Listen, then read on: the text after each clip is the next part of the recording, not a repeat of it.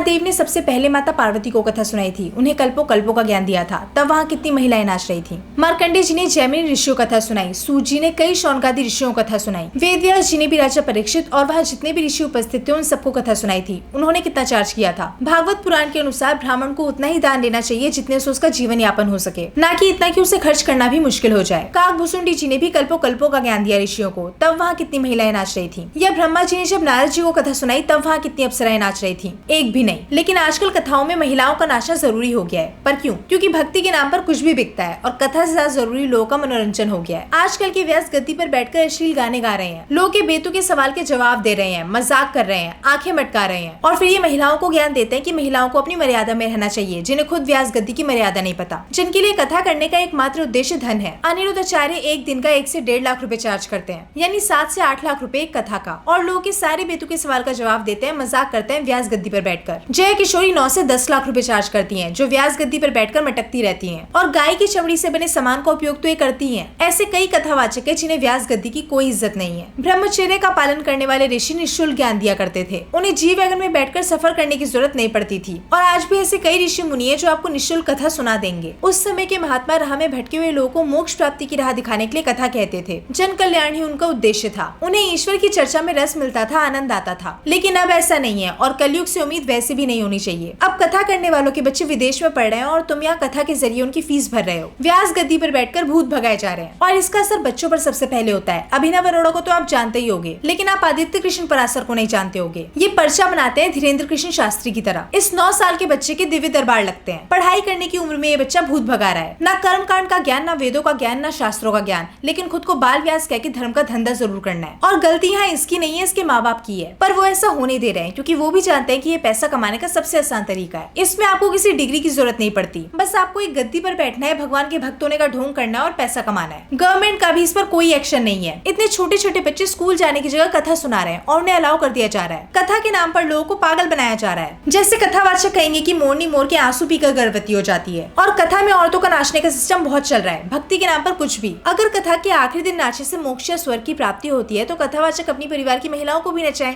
उनको भी तो मोक्ष मिलना चाहिए। व्यास गद्दी का अपमान करना अब इतना आम हो गया है कि अब इस पर कोई सवाल भी नहीं उठा रहा। अगर आप महिलाओं, बच्चों और समाज को मर्यादा सिखा रहे हैं तो आप खुद क्या कर रहे हैं उस पर भी ध्यान दीजिए। भक्ति करने के लिए आपको किसी की आवश्यकता नहीं है। आपके घर में माता पिता तो होंगे ही, उनकी सेवा करिए, उनसे बड़ा कोई गुरु नहीं है। घर में बैठकर भी भक्ति की जा सकती है। अपने ग्रंथों को पढ़िए, ऐसा कोई ग्रंथ नहीं है जो मार्केट में अवेलेबल नहीं है। कलयुग के मेन ग्रंथ आपके पास होने चाहिए, जो कि श्रीमद् भगवत गीता। आप इसकी छोटी कॉपी भी ले सकते हैं क्योंकि ये बहुत डिटेल में है, और श्री रामचरितमानस। इसके अलावा आप वाल्मीकि रामायण भी पढ़ सकते हैं। यह है वाल्मीकि रामायण का पहला खंड और ये है वाल्मीकि रामायण का दूसरा खंड। अब आते हैं महापुराणों पर। शुरुआत करते हैं श्री शिव महापुराण से। शिव महापुराण की भी 2 खंड है। यह है शिव महापुराण का पहला खंड और यह है शिव महापुराण का दूसरा खंड। यह है पद्म पुराण, गरुड़ पुराण, ब्रह्म वैवर्त पुराण।